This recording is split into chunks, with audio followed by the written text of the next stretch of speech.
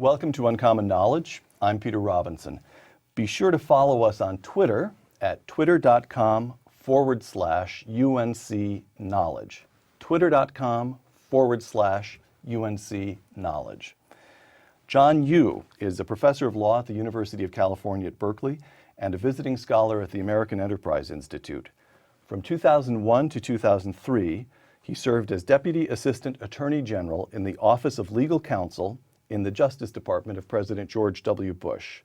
Professor Yoo is the author of a number of books, most recently of Crisis and Command, A History of Executive Power from George Washington to George W. Bush. John, we'll come back to this subject as we must, but right now, briefly at the top of our conversation, 2 years in the Bush White House that proved intensely controversial. Do you regret any aspect of it? No, I don't. All right. Thank you. Segment 1, Crisis and Command. Let's deal with command. I'm quoting from your book, John. When the delegates to the Constitutional Convention met in the summer of 1787, the only thing that made them more uncomfortable than the Philadelphia heat was the topic of the executive. How come? Well, it's commonly said, which is true, that the colonists rebelled against England because they were upset with King George III. And so people commonly think, oh, well, that must mean the Constitution is an anti-executive document. But it wasn't, because in the period between the Revolution and the writing of our Constitution, our states enacted these terrible state constitutions that tried to weaken the executive. The most famous example comes from my original home state, Pennsylvania, which had 12-member governorships, with each of those 12 people re-elected annually. Trying to destroy executive power by weakening it, making it non-unitary, and making it subject. They were all elected by the legislature. There's a kind of lingering example of that in New Hampshire, where there's a governor, but who has to submit to a governor's council, as I recall. Yes, Anyway, yes, exactly. A number of states still have these governor's councils in addition, right. Mm-hmm. which are kind of like a superpowered Senate and have to give their advice and consent to a lot of the governor's decisions. And a lot of those people are not accountable to the governor. And so at the time of Philadelphia in 1787, the people who came, the delegates to write the Constitution, weren't reacting against King George anymore. They were reacting against all the problems in the states, and especially one of those being the fragmentation, the weakening of the executive. But at the same time, they didn't want to put a monarchy back in place either. So they had to undertake this new thing, which was how to create a Republican executive. So they had before them two negative models.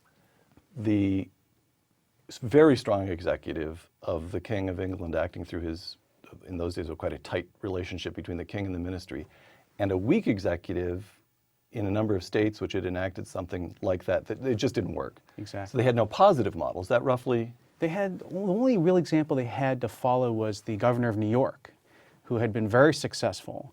And many people, including Alexander Hamilton, thought of, who himself was from New York, thought of the governor of New York as being kind of a model. The governor of New York was independently elected. He wasn't chosen by the legislature, and he wielded very broad powers, especially since the state of New York and the city of New York were occupied for most of the Revolutionary War itself. So the governor, a fellow named, oddly enough, Clinton, Governor Clinton was a very admired but very activist governor. So that was the only real model they had of a successful Republican executive.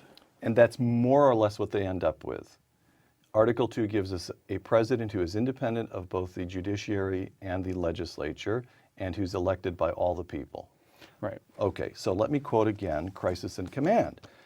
The executive power had been established, you're talking about the Constitutional Convention, so as to allow future occupants of presidency to claim inherent authorities, among them the conduct of foreign policy and the protection of the national security, close quote. I feel the impulse to say, now you're sure of that, Professor Yoo, because so much of the rest of the document is occupied with carefully enumerating powers. Yet you're saying that in Article 2, you've got inherent powers and that's the way they wanted it. Well, first let me compliment you on being a close reader of the Constitution. You've got a good grasp of its text. Well. Most of the I don't know if that would get you an A at Berkeley, but it would at Stanford. So, so most of the document, fighting words, most of the document, when it talks about Congress, is a careful list of the powers of the legislature, some of which, Congress, I would think today actually has gone beyond, but nonetheless, it has careful list. And compare that to the executive, where the executive power is just granted to the president without a list of what it means. So the listing of Congress says the powers herein listed essentially are granted to Congress. But with Article 2, as you mentioned, it just says the executive power is given to the president, but it's not carefully defined the way it is with Congress's powers. And so two things I try to do is, one, what did executives at the time do? What were their powers? The second is, clearly this is meant to be somewhat elastic, and particularly meant to be elastic in response to challenges, emergencies, crisis, and ultimately war. And that, John Yoo, is where I thought to myself, I cannot believe what I'm reading. John Yoo is subscribing to the doctrine of the living Constitution. Well, when the framers wanted a part of the Constitution to be flexible, I think we have to honor that original intention. I don't think the framers wanted every part of the Constitution necessarily to be frozen. Let me also say, though, they didn't think it would be a one-way ratchet. They didn't think the president's powers would grow and then just stay there. I think the president's powers were meant to fluctuate, expand during emergencies, and then during peacetime would retract back to a smaller state, which is, I think, the way the presidency has operated for most of our history. Segment 2, the two Georges.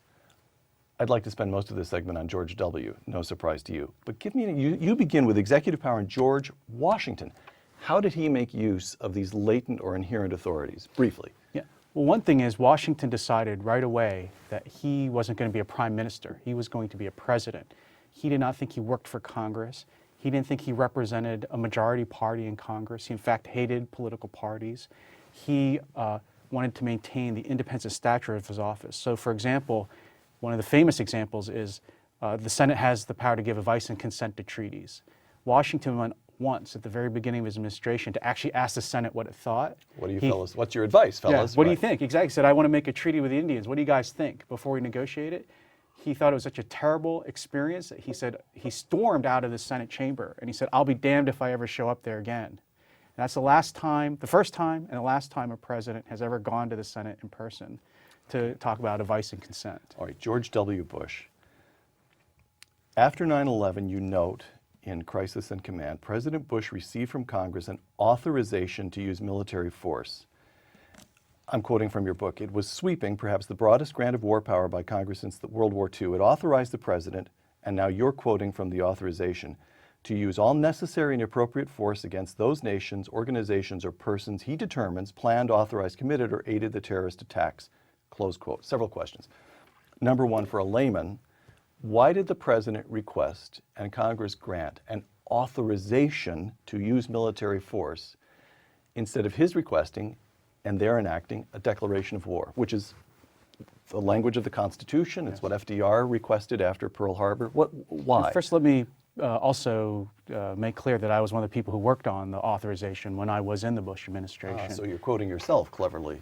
Well, the Senate and the House passed it. All right, all right. But I did work on it, and I did help with the executive branch congressional negotiations. But the first thing is the United States just doesn't declare war anymore. It hasn't declared war since 1945. And instead it passes these authorizations for force or to use force instead. So Korea... So you and the president were simply accepting political reality.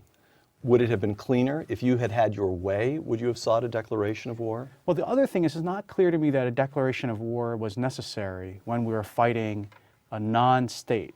We were fighting the Al-Qaeda terrorist organization, which is not a nation, right? And so it seemed to me, in part, declarations of war are for the very purpose of notifying another country, one that obeys the rules of war itself. Here we're fighting a group that's more like pirates. These are not people who follow any of the rules of war. They're not nations. You really negotiate with them. They don't follow any of the civilized rules. So it's not clear to me that a declaration of war is even appropriate for them. Was the authorization itself necessary, or on your reading of the Constitution, did the president already possess the authority to go after these bandit-like terrorists? Was he merely engaging in a gesture or paying Congress a courtesy? I think the president already had the authority under the Constitution to react to a direct attack on the United States. But the authorization was a way to build political support, right? To make sure that everyone knew in the country and abroad that the President and Congress are united in their agreement to attack al-Qaeda, take all necessary measures. So it was merely a political instrument rather than a constitutional necessity. I think so, yes. All right. Now, before going into Iraq, President Bush seeks a second authorization to use military force, and this authorization enabled the president, to, quote, defend the United States against the continuing threat posed by Iraq, and B, quote, enforce all relevant United Nations Security Council resolutions regarding Iraq. A, defending us against the continuing threat posed by Iraq gets taken care of the moment we realize there are no weapons of mass destruction, right? And B, enforcing United Nations Security Council resolutions, that's taken care of the moment 3 weeks into the invasion, Saddam Hussein's government is toppled. So we've got an authorization to use force that pretty clearly, on a layman's reading, authorizes the first 3 weeks of the war, which then goes on for years.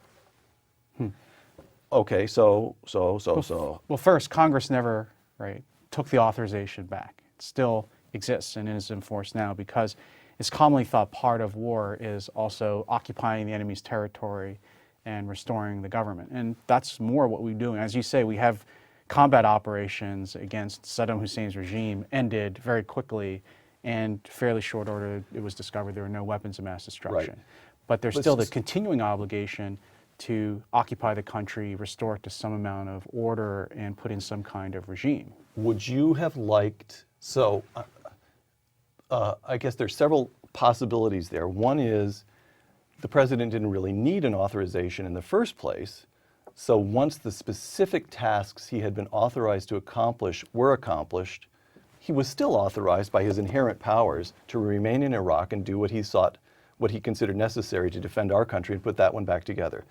Is that your argument? Would you have preferred it at the time or in retrospect if the president had gone back and gotten another authorization once events had changed? Well, how do you think about the long period when the president seemed to be waging that war? Obviously, this was not the case. He had support among the military, but the press, many members of Congress accused him of waging that war on his own. There was a unilateral quality about it. The other side asserted. Right. Well, first, constitutionally, I think he could have used force there on his own. And as I point out in the book, presidents have done that before. But I think as a political matter, it was a smart move to get congressional authorization. I think presidents are wise generally to get them when they can because it makes sure that congressmen won't jump off the ship when the going gets tough, which they have almost bred into their DNA. I mean, you had people who had voted for the authorization to go into Iraq attacking the war a mere year or two later just because they didn't like the way it had been going. And so if I think politically, if the president hadn't got those senators and congressmen to vote for it, the eventual surge and sort of victory in Iraq, which I think we're approaching, would have been almost politically impossible. Okay. Put this one to you briefly, if that's not a dirty trick. You write in Crisis in Command, Bush's reputation will depend on whether future historians judge his exercise of presidential power to have been justified by the circumstances, close quote. You're confident they will do so? I'm not sure. I think I had a lot of questions myself about the Iraq War in terms of strategically whether it made sense to go in. I didn't know, but also the reconstruction of Iraq. I personally favored splitting the country up into three pieces and leaving faster than we did. I thought of it first, though. Did you really? But I think that that had a lot of attractions to me. And the administration chose to keep the country whole and to spend more time there. That may end up being the better course of action. I don't know. I think it's way too early to tell. So there are close and difficult questions there, even in your mind, you who participated in the administration. Oh, yes, certainly. Okay.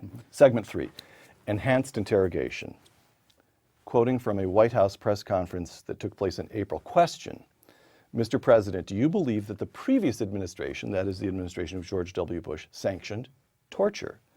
President Obama, what I've said, and I will repeat, is that waterboarding violates our ideals and our values. I do believe that it is torture, close quote.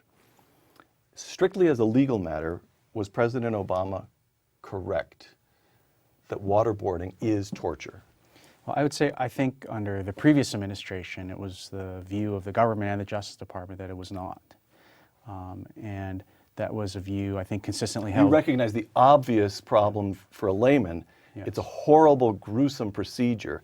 How do you, as a legal matter, draw the lines, draw the distinctions between what is torture and therefore legally impermissible and what isn't?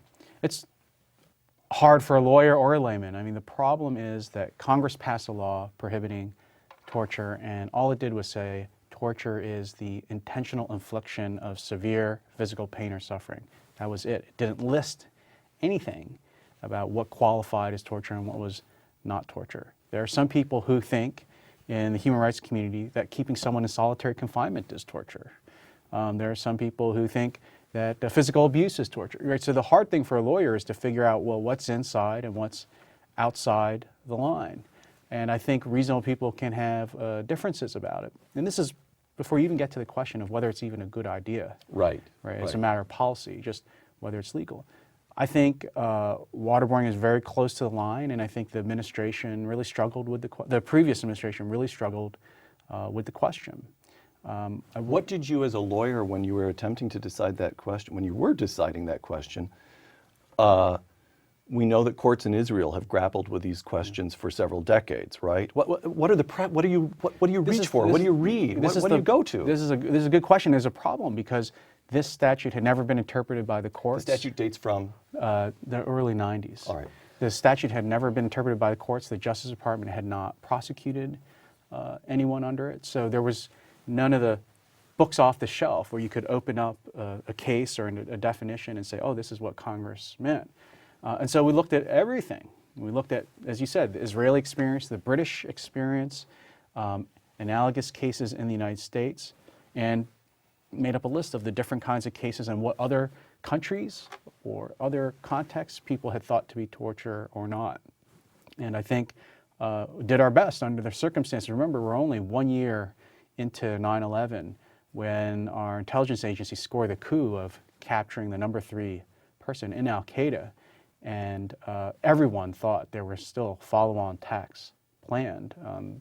I think if you talk to people who lived in New York City after 9/11, everyone would have thought there were going to be more attacks. So I think the pressure on the government was enormous to try to get as much actionable intelligence as possible to stop another 9/11 attack. Okay, let me continue to quote from that press conference in April. Question, sir, did you read the documents recently referred to by former Vice President Cheney saying that the use of so-called enhanced interrogation techniques not only protected the nation but saved lives? President Obama, I have read the documents. That we got information from these individuals that were subjected to these techniques doesn't answer the core question, which is, could we have gotten the same information without resorting to these techniques? And it doesn't answer the broader question, are we safer as a consequence of having used these techniques? What do you think? Could we have gotten information short of the so-called enhanced interrogation techniques? First of all, you have to rely on what the people who actually had the intelligence at the time knew. People like the CIA director, people like the president, the vice president, national security advisor, they all have said, I think in public, that this information was important and it did save lives and did stop attacks. I think it's... Don't you at some level want to just say, President Obama, you are being silly. The security of the nation was directly at risk, and we had people in custody who knew things. If we could get the information, it could save lives. The notion that we have to work our way up some gradual scale and that some set of techniques, which we had already construed as legal, could only be used as a very just ridiculous. You're being silly. Don't you want to say that, John, or not? I wouldn't say silly. I would say naive. I think it's naive to say, oh, well, maybe we could have gotten it some other way. I mean, you could always say that. You could say, well, if Lincoln had not, gone after the South, maybe slavery would have ended on its own and the country would have reunified in 20 or 30 years. I mean, it's impossible to answer a counterfactual like that. Right. That's one thing. The second thing is, we certainly haven't got a lot of intelligence from operatives who we arrested, brought back to the United States, and put on trial in our federal courts. I mean, you look at what happened to the people responsible for the first World Trade Center bombing. They're still, preaching hatred. The so-called blind Sheikh and his followers. We didn't get a lot of intelligence out of them. So I think if you try to do what I think this administration is moving towards, which is give people Miranda warnings, give them a lawyer, bring them back to the United States and put them in trial in New York City, you're not going to get any intelligence that's going to be of great value.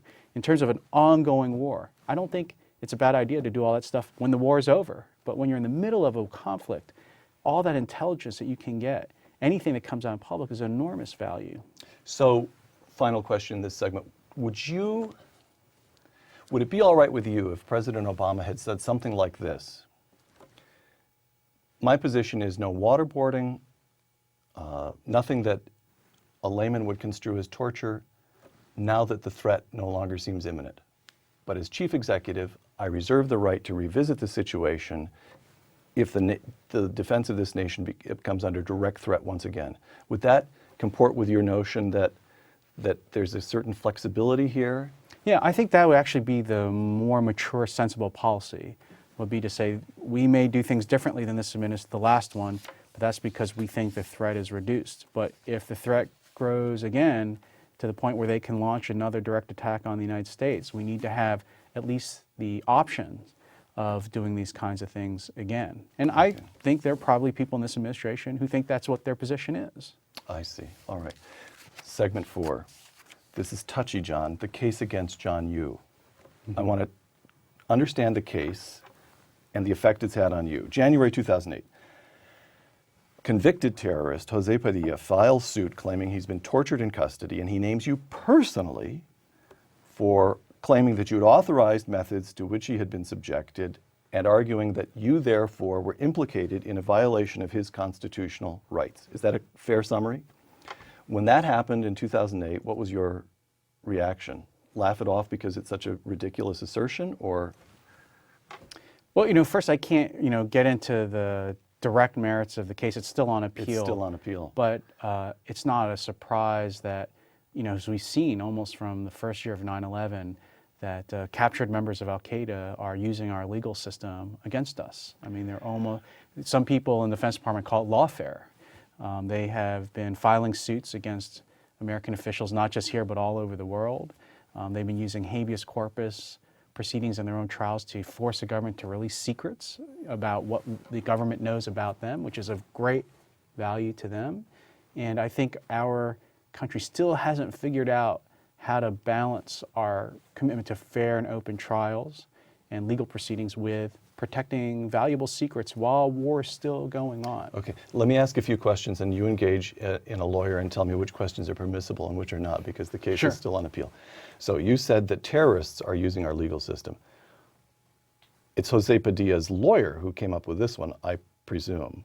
So the question would be, is it lawyers who actually sympathize with the aims of the terrorists, or is it good defense lawyers who look at what the legal system makes available to them and says, I'm going to take the most aggressive route I can, and I'm even going to sue John Yoo? In other words, is it the current state of the legal system itself that all but invites this kind of activity, or do you really have to be a believer in the terrorist cause? I wouldn't personally say that the lawyers who are representing terrorists, convicted or the ones at Guantanamo, but themselves agree with what the terrorists believe. Any more than I would think, a criminal defense lawyer who's defending a murderer believes that his defendant ought to have murdered someone. I think their lawyers are certainly entitled to use all the available options that the legal system offers.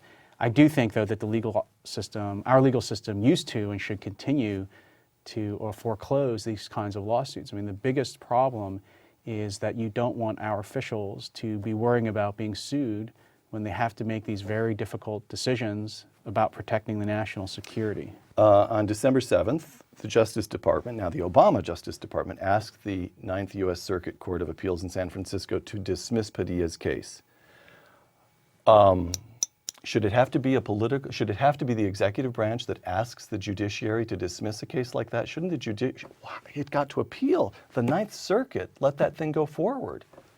Well, I actually think that the government here is doing the right thing. I mean, they don't have to enter the Justice Department is doing the right thing, right. But the 9th Circuit.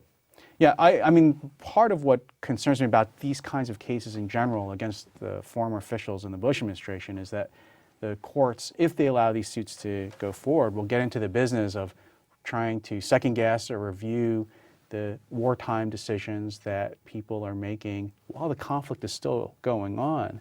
And in the course of doing that, they'll have to produce information in public that could still be harmful to our security. But the second thing is judges, if there's this idea that judges are going to review your decisions and impose liability on you, people are not going to have the full-throated debate you want inside the government. They're not going to make decisions perhaps fully in the national interest if they're worrying about their personal interests. And so you're going to have a risk-averse government. And that's, if you think about it, the kind of mindset we were in about terrorism before 9/11. So I want to bring you back to the argument in crisis and command.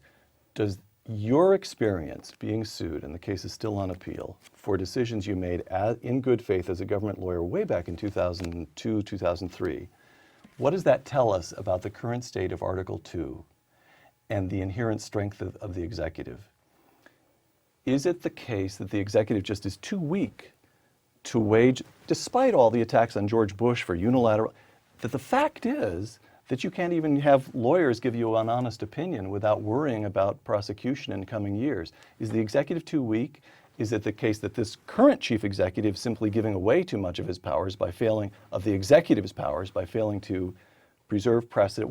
What does your experience tell us about Article 2? Well, first, I think it shows that the idea that we have this imperial presidency who sort of so over-dominates everything and that this is unconstitutional, I just think is quite wrong. I think that these kinds of lawsuits, everything that Congress has been doing for the last 8 years, shows that the other branches can easily check the president and the executive if they want to.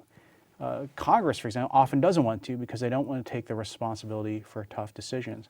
I think the judiciary, for most of our history, restrained itself too because they realized these are not the kinds of decisions that they want to second guess, that they don't have the competence to do it, and they don't want to have people looking over their shoulders when they have to make these difficult decisions. Last question in this segment. This comes from someone who submitted a question for you by Twitter, IDM Architect, anyway, that's a Twitter person.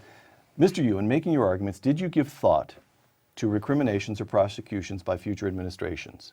Was that in your mind at all back in 2001 to 2003 when you were at Justice? When I thought about these questions, I knew they were controversial, obviously, and that someday there were obviously going to be people who were going to disagree with them, and who knows what they might do. But I tried to reach the best answer as I could without worrying about... Did it cross your mind that suit might be brought against you personally?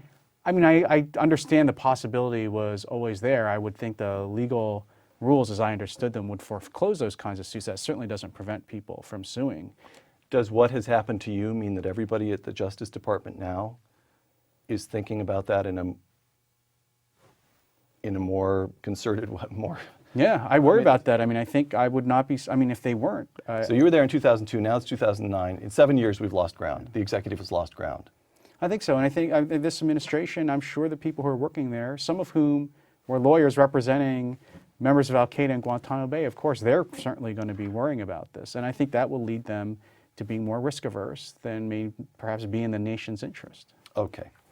Segment 5, trying KSM. On November 13th, Attorney General Eric Holder announced that instead of appearing before military tribunals, 5 suspected terrorists, then held in Guantanamo, I guess as we shoot this, they're still in Guantanamo, will be tried in an ordinary federal court in New York City. One of the 5 is Khalid Sheikh Mohammed, by his own admission, the mastermind behind the planning of the 9/11 attacks. I quote John Yu in an article he published in the Wall Street Journal, quote, "Trying Khalid Sheikh Mohammed in civilian court will be an intelligence bonanza for Al-Qaeda and the hostile nations that will view the U.S. intelligence methods and sources that such a trial will reveal." Close quote. Explain. Well, the Constitution requires that we have an open public trial for any criminal defendant tried by our government. One of the rights that every defendant has is to force the government to open up its files and say, and provide all the information it has on the defendant. So this is not an uncommon tactic. People like Aldrich Ames and Hansen, other Al-Qaeda members, the 9/11, the bombers of the first bombers of World Trade Center, they will all ask the government to put all that information in the public. This is going to be terrible for our efforts against al-Qaeda, because we'll have to explain, for example, how do we know where Khalid Sheikh Mohammed it was? Were we able to intercept his cell phones? Were we able to read his emails? How did we capture him? All of that is going to have to be made public. And if John. that's that, al-Qaeda will then have great insight into how we're able to keep track of them and how we're able to fight them. Jim Comey and your former Justice Department colleague Jack Goldsmith in the Washington Post, quote, "In terrorist trials over the past 15 years, federal prosecutors and judges have gained extensive experience at protecting intelligence sources and methods." In other words, John, you relax. "Limiting a defendant's ability to raise irrelevant issues and tightly controlling the courtroom," close quote. Layman Robinson says you says this, a couple other layers say relax, don't worry about it.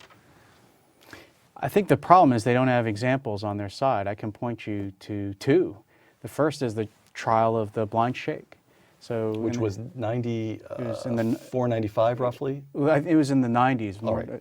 And in the trial of the blind sheikh, the government had to turn over. Masterminded the first bombing attack on the World Trade. The bomb that blew up in the parking lot. Okay, go ahead. And the normal process, the government had to provide to the defense a list of all the co-conspirators, the people who we think were helping or conspiring with the defendants to advance their plot.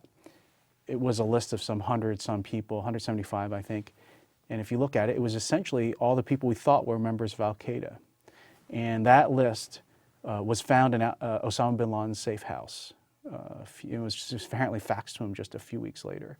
Think about what an amazing advantage that is for al-Qaeda to look at the list of everyone we think is a member. All these covers have been blown, and now Osama knows it. Exactly. And it also tells them who we haven't found yet either.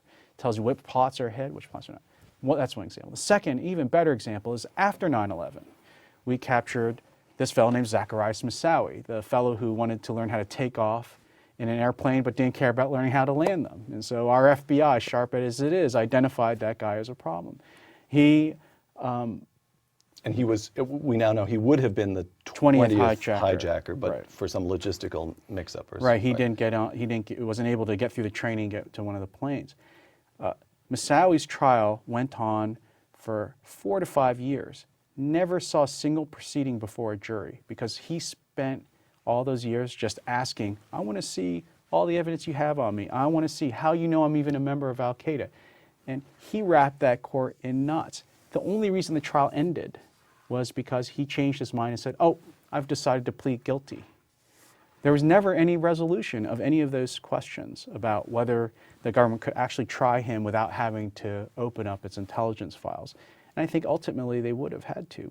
John Walker Lind, from just across the bay here, did the exact same thing. And because of that, the government had to reach a plea bargain with him. So I don't think there is any great track record where the government has been able to try actual members of al-Qaeda in our courts. So what the Goldsmith argument reduces to is, give us a little time, we're learning as we go along, the correct answer to which is you learn on somebody else's dime. Don't put the defense of this nation at risk. Especially when there's an alternate system, the military commissions system. Okay, let me give you another quotation from the Comey and Goldsmith article in the Washington Post. Quote, in deciding to use federal court, the Attorney General, Holder, probably considered the record of the military commission system that was established in November 2001.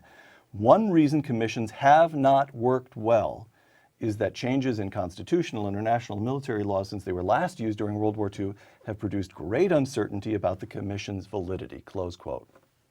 What do you make of that? Well, I think the problem is that our current federal courts and litigation against them won't let any of these military commissions actually go forward and try someone all the way to judgment. And I'm confident once that happens that people will see that what happens? Once the federal courts finally... let a military commission actually hold a real trial. They actually haven't been able to hold a real open trial because the federal courts have been trying to block them or have been... So what is needed to break that deadlock in the federal bench? I think it's... Is there a Supreme Court case that somebody could bring and that would just decide it cleanly with this court? I think what the Obama administration has to do is let the prosecutors go forward. I think the Supreme Court has said you can now proceed. Congress authorized the commission trials and passed rules of procedure and evidence, so it can go forward now. But then the Obama administration, by moving KSM and his fellow leaders out of that system after hundreds of thousands of dollars and thousands of man hours have been put into those cases, transfer them out, loses even more time. I think that commissions would show that the military justice system is entirely fair, in some ways fairer than our civilian system. All right. John, you conclude Crisis and Command with sentences that I find surprising. I'll quote them. If Obama wishes to guide the nation successfully through its period of economic crash and foreign threat, he must draw on the mainspring of presidential power as deeply as his greatest predecessors, Lincoln, Washington. So far, John Yoo writes, Obama shows early signs that he has learned this lesson well, close quote. After all that you say, John, you support the Obama administration? I think that they are coming to their senses in foreign affairs. I think what President Obama said in Oslo and winning the Peace Prize about defending America's right to defend itself, I thought that was a big change from what we'd seen earlier. He's being mugged by reality, as exactly, the old line goes. Exactly. I think the administration came in with some naivete about national security. I think they're getting better at it. I think the decision to send 30,000 more troops to Afghanistan was a wise decision on his part when his base is screaming to pull out of Afghanistan and to pull out of Iraq as fast as possible. He rejected the idea that Afghanistan would be another Vietnam. So I think that in order to achieve success, I actually think the great irony of the Obama administration will be they're cratering on domestic policy. Right now, the newest polls show that less than 50% of the people approve of his job performance. The thing that's going to save his presidency is success, victory in Afghanistan. And it would be ironic, to say the least, wouldn't it, if the great savior of his presidency is the energetic, vigorous presidency exercising national security powers and war powers abroad, which is what Afghanistan is. John, we will FedEx this segment directly to the West Wing. I'm sure it'll be watched over and over again, too. John Yoo, author of Crisis and Command, thank you very much. Thanks for having me. Again, be sure to follow Uncommon Knowledge on Twitter at twitter.com/UNC Knowledge. For Uncommon Knowledge, I'm Peter Robinson. Thanks for joining us.